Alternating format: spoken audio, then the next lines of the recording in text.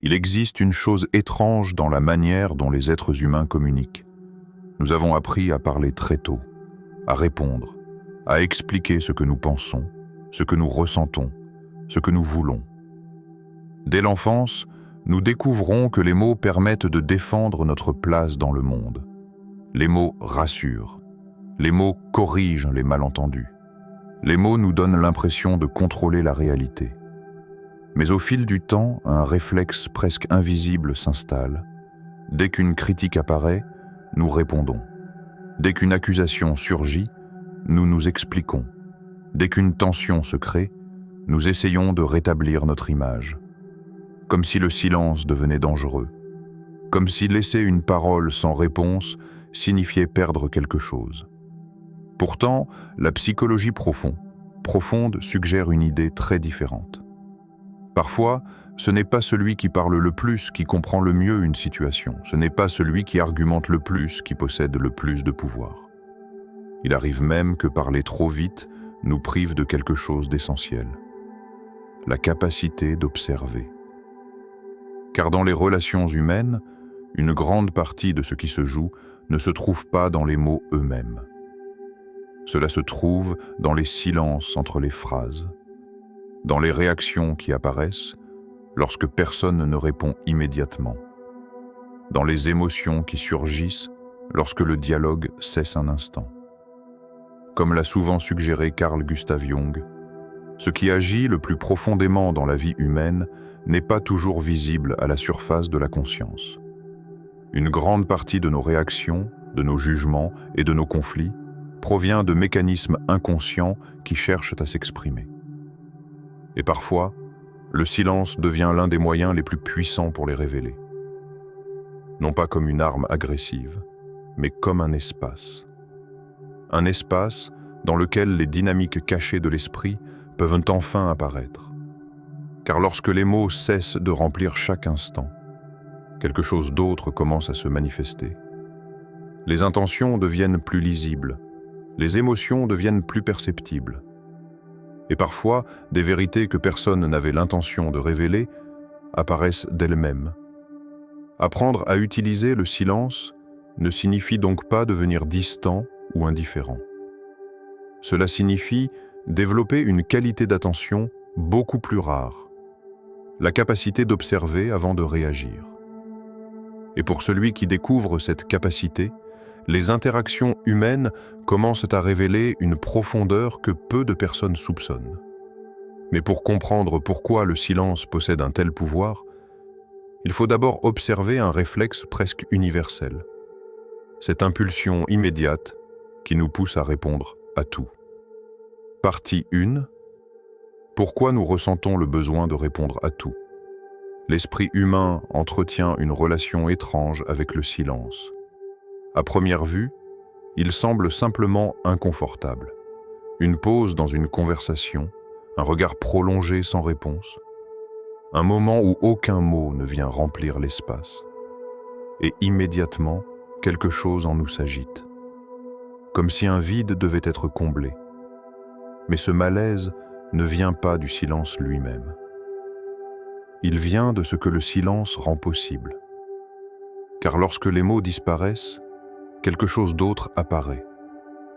Une tension subtile, presque imperceptible, qui pousse l'esprit à chercher un moyen de reprendre le contrôle. C'est dans ces instants que surgit un réflexe profondément ancré dans notre psychisme. Répondre. Répondre à la critique. Répondre à l'accusation. Répondre à la provocation. Comme si chaque parole prononcée par l'autre exigeait une correction immédiate. Comme si laisser une phrase flotter dans l'air équivalait à accepter qu'elle devienne vérité. Alors nous expliquons. Nous précisons ce que l'autre a mal compris. Nous reformulons nos intentions. Nous ajoutons des détails, des arguments, des justifications. Et souvent, nous parlons bien plus que ce qui était nécessaire. Ce comportement n'est pas simplement social. Il est psychologique. Et il touche directement à l'une des structures les plus importantes de l'identité humaine.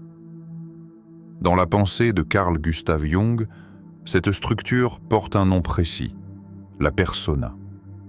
La persona est le visage que nous présentons au monde. Elle n'est pas un mensonge, mais une adaptation.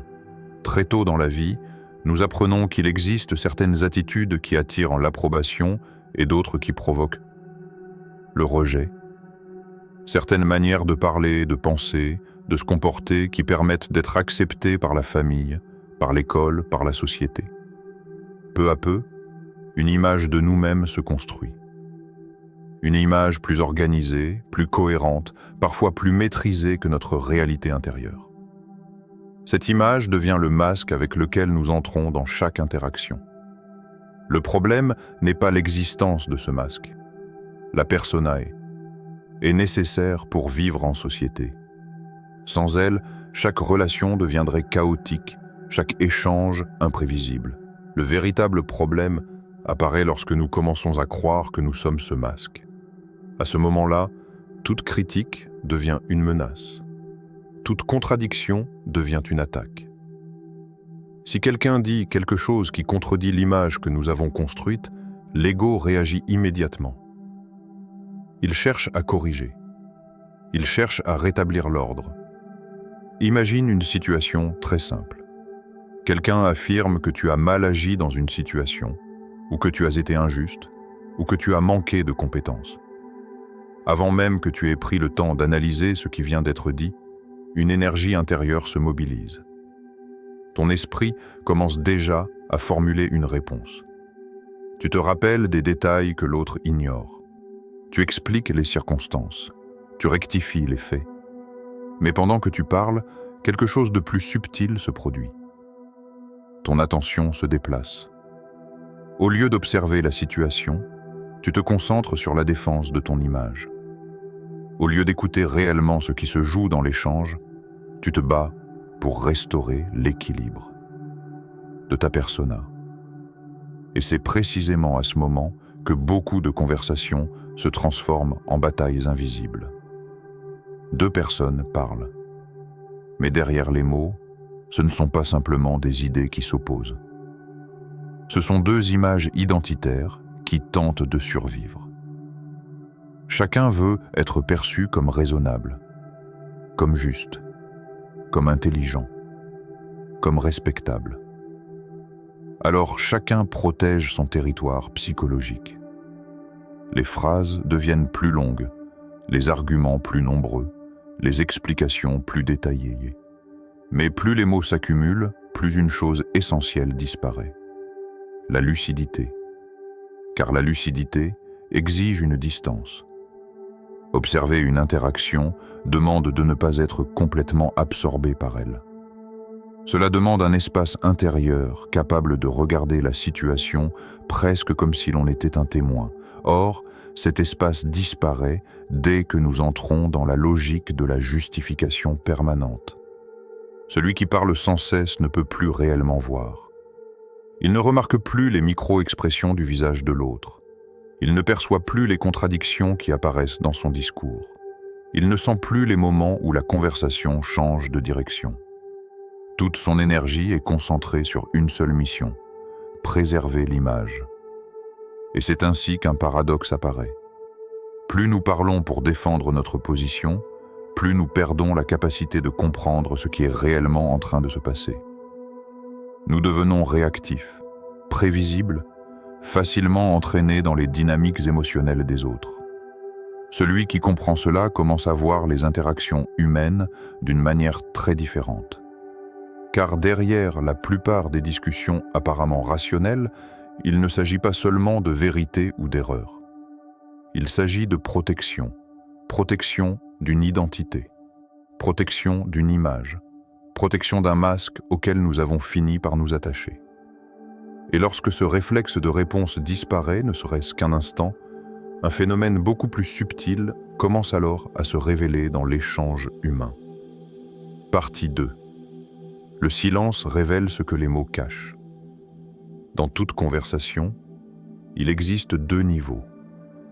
Le premier est visible. Les mots prononcés, les phrases échangées, les arguments présentés. C'est la surface de l'interaction, celle que l'on croit maîtriser. Le second niveau est beaucoup plus discret. Il se manifeste dans les silences entre les phrases, dans les regards qui se détournent, dans les légères variations de ton, dans les hésitations qui apparaissent lorsque quelqu'un cherche ses mots. C'est à ce niveau que se jouent souvent les véritables dynamiques psychologiques. Et c'est précisément ce niveau que la plupart des gens ne voient jamais, parce qu'ils parlent trop vite. Lorsqu'une personne s'exprime, elle choisit soigneusement ce qu'elle montre. Elle sélectionne les faits qui soutiennent son récit, organise ses arguments, structure son discours. D'une certaine manière, elle construit une version contrôlée de la réalité. Les mots deviennent alors une sorte de mise en scène. Ils orientent l'attention, donnent l'impression de cohérence, parfois même de certitude. Mais cette construction fragile repose sur un élément très simple, le contrôle du rythme. Celui qui parle dirige la conversation tant qu'il peut maintenir ce rythme. Tant que ses phrases trouvent immédiatement une réponse, tant que les réactions arrivent sans délai, la structure de son discours reste stable. Puis survient un phénomène inattendu. La réponse ne vient pas. L'autre personne écoute, mais ne parle pas. Il ne coupe pas la parole. Il ne corrige pas.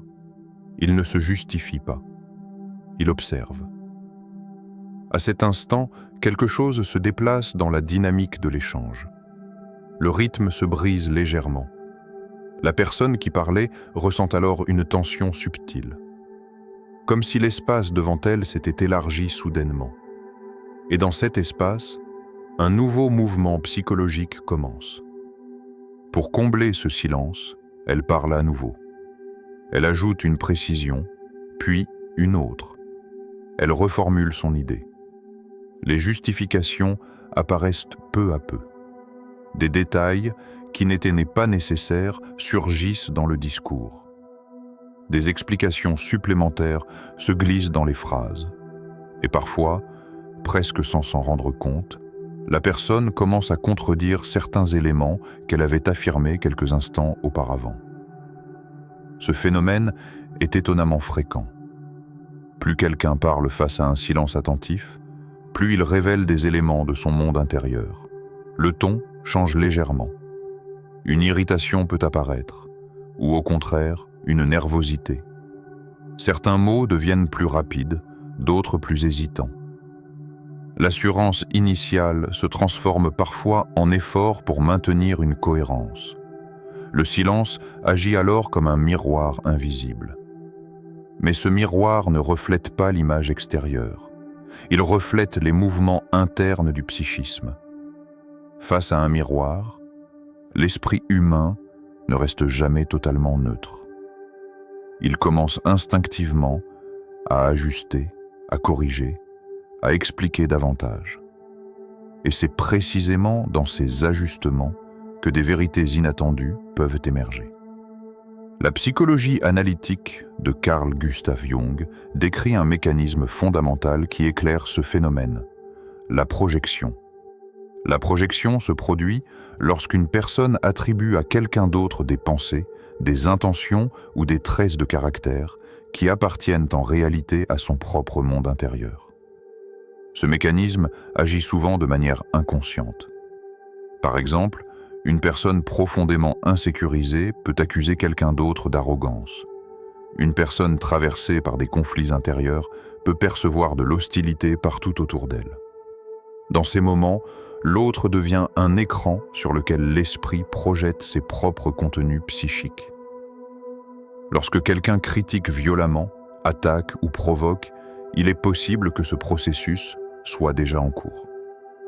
Mais pour que cette projection devienne visible, il faut que quelque chose continue. La personne doit continuer à parler. Et c'est ici que la réaction immédiate interrompt souvent le processus. Si tu réponds rapidement à une accusation, la conversation change de direction. L'attention se déplace vers ta défense, vers tes arguments, vers ton explication. Le projecteur quitte celui qui parlait. La projection se dissipe dans le bruit des réponses. Mais lorsque le silence reste présent, Le processus suit une autre trajectoire. La personne continue à expliquer ce qu'elle voit. Elle insiste, elle détaille, et parfois, sans le vouloir, elle commence à dévoiler la source de son interprétation. Un exemple surgit. Une expérience personnelle est mentionnée. Un souvenir apparaît dans le récit. Peu à peu, ce qui semblait être une accusation dirigée vers l'extérieur commence à ressembler à un fragment d'histoire intérieure. Le silence n'a rien fait de spectaculaire. Il n'a pas attaqué. Il n'a pas contredit. Il a simplement laissé l'espace nécessaire pour que le mécanisme psychologique poursuive sa trajectoire naturelle. Et dans cet espace, certaines choses deviennent visibles. Des peurs cachées, des attentes déçues, des blessures anciennes. Ce que les mots tentaient initialement de dissimuler commence alors à apparaître entre les lignes. Observer ces moments demande une qualité d'attention particulière, car il ne s'agit pas simplement d'entendre ce qui est dit. Il s'agit de percevoir les mouvements qui accompagnent les paroles. La manière dont les phrases se modifient, les endroits où la voix devient plus tendue, les instants où l'assurance se transforme en insistance. Le silence rend tout cela perceptible. Sans bruit, sans confrontation directe, il crée les conditions dans lesquelles l'invisible peut se manifester. Et pour celui qui apprend à rester présent dans cet espace, les interactions humaines commencent à révéler une profondeur inattendue. Car derrière chaque discours apparemment logique se cache parfois un dialogue plus ancien, un dialogue intérieur que la personne elle-même n'a peut-être jamais entendu clairement. C'est précisément dans cet espace, créé par le silence, que commence à apparaître une dimension inattendue. Une forme de pouvoir psychologique que peu de personnes savent réellement utiliser. Partie 3. Le silence comme forme de pouvoir psychologique. Il existe une dimension des interactions humaines que l'on remarque rarement lorsqu'on est pris dans le flux d'une conversation, le rythme invisible qui structure l'échange. Chaque dialogue possède une cadence, une alternance presque mécanique entre paroles et réponses, affirmation et réaction. Comme dans une danse où chacun anticipe inconsciemment le mouvement de l'autre. Quelqu'un parle, l'autre répond, puis la première personne réagit à son tour. Ce va-et-vient crée l'illusion d'un équilibre. Mais dans les conversations tendues, celles où l'ego se sent menacé, ce rythme devient plus rapide, plus nerveux. Les réponses arrivent presque instantanément. Les phrases se coupent, les arguments se superposent. À ce moment-là, quelque chose d'essentiel disparaît. La liberté intérieure. Car plus la réaction est rapide, plus elle est prévisible. Et dans toute interaction humaine, la prévisibilité réduit la puissance psychologique. Lorsqu'une personne sait exactement comment tu vas réagir, elle peut anticiper chacun de tes mouvements. Elle peut prévoir tes objections, tes défenses, tes justifications. Tu deviens lisible, prévisible, facile à entraîner dans la direction qu'elle souhaite. Mais lorsque la réaction attendue ne vient pas, la dynamique change. Le silence interrompt ce mécanisme. Pas de manière agressive, pas comme un refus ou une opposition frontale, mais comme une suspension du rythme habituel. Une phrase est prononcée. Puis il n'y a rien, pas d'argument immédiat, pas de justification, pas de contre-attaque, seulement une présence attentive. Et soudain, l'espace de la conversation devient différent. Celui qui parlait ne sait plus exactement comment avancer. L'échange ne suit plus la trajectoire qu'il anticipait. La réponse qui devait confirmer la structure du dialogue ne se manifeste pas. C'est ici que le silence commence à produire un effet particulier. Il introduit de l'imprévisibilité. Or, l'imprévisibilité possède une influence psychologique très forte dans les relations humaines. Nous sommes habitués à comprendre les autres à travers leurs réactions. À partir de ces réactions, nous formons des attentes. Nous construisons une image de leur personnalité, de leurs limites, de leurs points sensibles. Mais lorsque ces réactions cessent d'être automatiques, cette image devient instable. Celui qui observe, au lieu de réagir, n'entre plus dans les scénarios habituels. Et cette simple modification crée une forme d'autorité silencieuse. Pas une autorité imposée par la force ou par la domination. Une autorité beaucoup plus subtile. L'autorité de quelqu'un qui n'est pas gouverné par l'impulsion du moment. Dans la psychologie analytique développée par Carl Gustav Jung, la capacité à ne pas être entièrement contrôlée par les mouvements inconscients est un signe de maturation intérieure. L'être humain possède de nombreux réflexes psychiques automatiques. Défendre son image, riposter à l'attaque, corriger l'injustice perçue. Ces réflexes ne sont pas mauvais en soi. Ils appartiennent au fonctionnement normal de l'ego. Mais lorsqu'ils deviennent entièrement automatiques, ils transforment la personne en un mécanisme prévisible. Le silence interrompt cette mécanique. Il introduit une pause.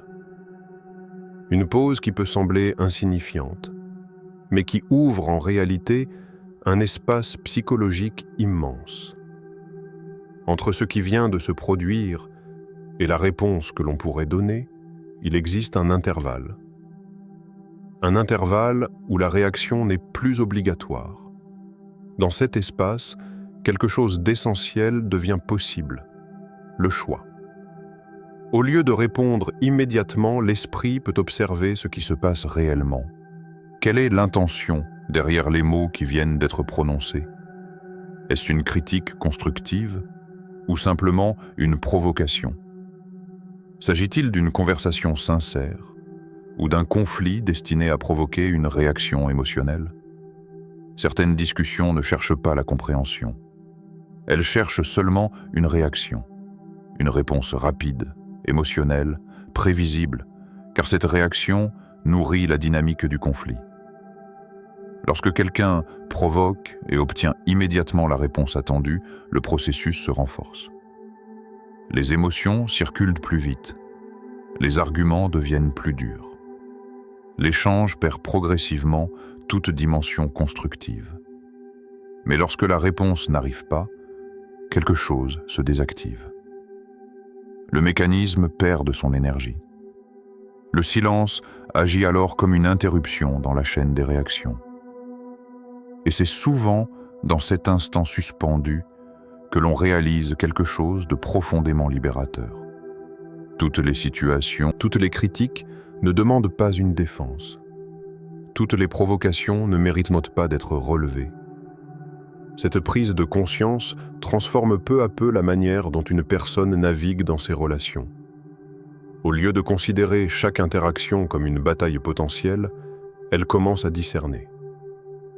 Certaines conversations méritent une présence attentive. D'autres demandent une réponse claire. Mais beaucoup ne demandent absolument rien. La maturité émotionnelle ne se mesure pas seulement à la capacité de formuler des arguments solides ou de défendre ses idées avec force. Elle se manifeste aussi dans une compétence beaucoup plus discrète. Reconnaître les situations qui ne méritent pas ton énergie. Car l'énergie psychologique est une ressource limitée. Chaque discussion inutile l'épuise. Chaque justification superflue la disperse. Chaque réaction impulsive la fragilise. Apprendre à rester silencieux dans certaines situations n'est donc pas un acte de passivité. C'est un acte de discernement. Une manière de choisir consciemment où placer son attention, son temps et sa force intérieure. Et peu à peu, à mesure que cette capacité se développe, une transformation subtile apparaît dans la manière dont les autres perçoivent ta présence. Les interactions deviennent différentes, moins prévisibles, plus calmes, comme si quelque chose dans ton attitude signalait silencieusement que tu n'es plus disponible pour entrer dans chaque bataille qui se présente. Mais ce pouvoir du silence ne transforme pas seulement les relations avec les autres. Il finit aussi par nous confronter à quelque chose de beaucoup plus profond en nous-mêmes. Partie 4. Le silence et la confrontation. Avec soi-même. Jusqu'ici, le silence semblait surtout concerner les relations avec les autres. Ne pas répondre immédiatement. Observer avant de réagir. Laisser l'autre révéler ce qu'il tente parfois de cacher. Mais il existe une forme de silence beaucoup plus difficile à supporter. Un silence qui ne se joue plus dans les conversations, mais à l'intérieur de soi. Car lorsque le bruit extérieur disparaît, une autre réalité devient perceptible. Habituellement, notre esprit est occupé en permanence. Conversations, notifications, opinions, débats, explications. Les journées se remplissent d'informations et d'interactions qui craignent un mouvement constant dans la pensée. Ce mouvement agit comme une sorte de brouillard. Un brouillard qui empêche certaines questions d'apparaître trop clairement. Mais lorsque ce mouvement ralentit, lorsque les discussions cessent, lorsque l'on arrête de répondre à tout, lorsque les distractions diminuent, quelque chose d'étrange se produit. Un autre type de dialogue commence. Ce dialogue n'utilise pas toujours des phrases complètes. Parfois, il se manifeste par une sensation diffuse, un inconfort léger, une pensée qui revient sans raison apparente. Tes doutes commencent à se faire entendre. Des peurs que tu n'avais pas remarquées apparaissent. Certaines contradictions dans ta manière de vivre deviennent visibles. Il devient plus difficile de maintenir l'image simple et cohérente que l'on aime présenter au monde. Le silence agit alors comme une lumière qui éclaire des zones que l'on préférait laisser dans l'ombre. C'est précisément pour cette raison que tant de personnes remplissent leur vie de bruit. Pas seulement du bruit sonore, mais du bruit mental. Les écrans, les conversations permanentes, les débats inutiles, les distractions constantes. Tout cela peut fonctionner comme une stratégie inconsciente pour éviter un face-à-face plus profond avec soi-même. Car dans le silence, certaines vérités deviennent difficiles à ignorer. Une insatisfaction que l'on repoussait depuis longtemps. Une peur que l'on dissimulait derrière l'activité permanente. Un désir que l'on n'osait pas reconnaître. Dans la psychologie analytique de Carl Gustav Jung, ce territoire intérieur porte un nom, l'ombre. L'ombre représente l'ensemble des aspects de notre personnalité que nous avons appris à refouler, à cacher ou à ignorer. Ces aspects peuvent être des émotions jugées inacceptables, de la colère, de la jalousie, de la vulnérabilité. Mais l'ombre peut également contenir des qualités que nous n'avons jamais osé exprimer. Une créativité étouffée, une ambition réprimée, une sensibilité profonde. Tout ce qui ne trouve pas sa place dans l'image que nous voulons montrer au monde est progressivement repoussé dans cette zone invisible de la psyché. Mais ces éléments ne disparaissent pas. Ils continuent d'agir, souvent de manière indirecte. Une irritation inexplicable dans certaines situations. Une réaction excessive face à une critique. Une attraction étrange pour certains types de personnes ou de conflits. Ces réactions peuvent être influencées par des contenus psychiques que nous ne reconnaissons pas consciemment.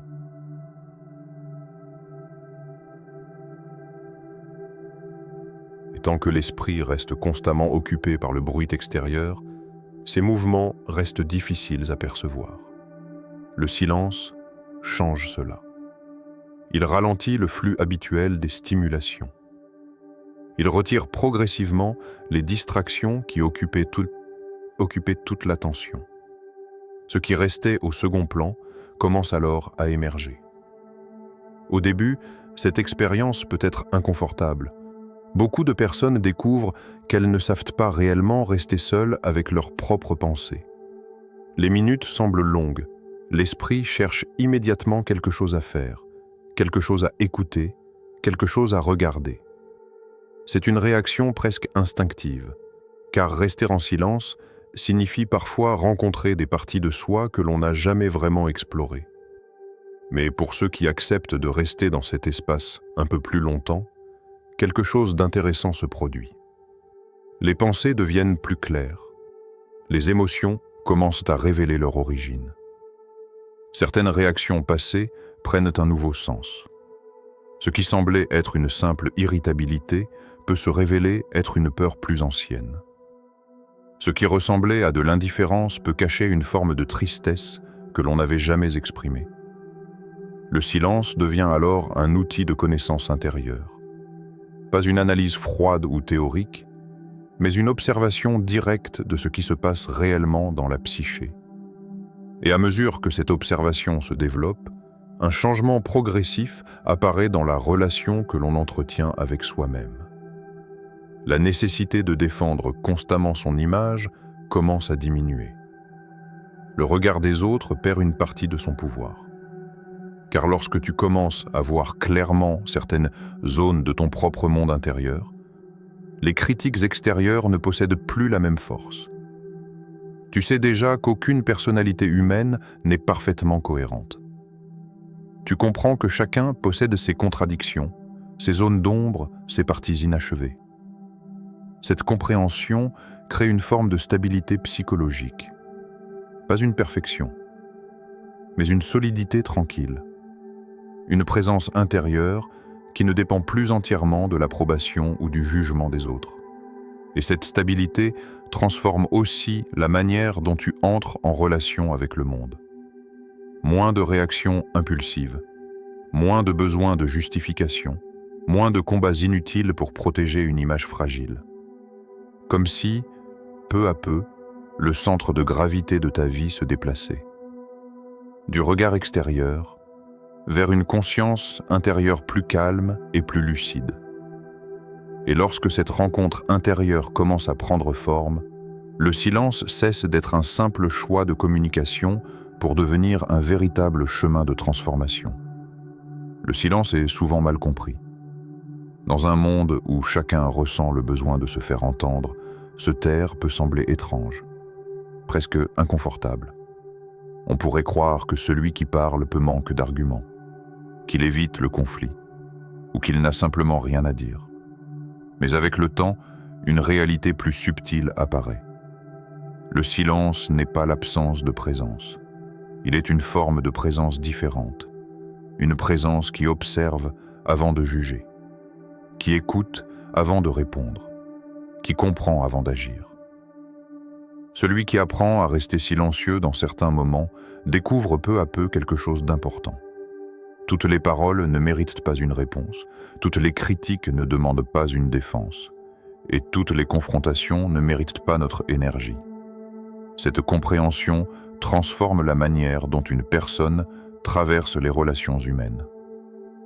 Moins de réactions impulsives, moins de conflits inutiles, moins de fatigue émotionnelle.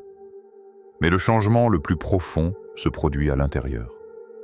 Car lorsque le silence devient un espace d'observation, il révèle progressivement les mouvements invisibles de la psyché, les peurs que l'on portait sans les comprendre, les blessures qui influençaient nos réactions, les parts de nous-mêmes que nous avions laissées dans l'ombre. Et c'est précisément dans cette rencontre avec l'inconscient que commence ce que Carl Gustav Jung appelait le processus d'individuation. Le chemin par lequel une personne cesse de vivre uniquement à travers les attentes du monde extérieur et commence à se rapprocher de sa vérité intérieure. Ce chemin ne se fait pas dans le bruit. Il se fait souvent dans des moments très simples. Un instant où l'on choisit d'observer au lieu de répondre. Un moment où l'on accepte d'écouter ses propres pensées sans distraction. Un espace où l'on laisse apparaître ce qui se cachait derrière les réactions automatiques. Et peu à peu, une transformation silencieuse commence. La dépendance au regard des autres diminue. La stabilité intérieure grandit. Et une forme de force tranquille apparaît. Une force qui ne cherche plus à convaincre à chaque instant. Car celui qui se comprend profondément n'a plus besoin de prouver constamment sa valeur. Il avance, agit, construit, et laisse souvent les résultats parler à sa place.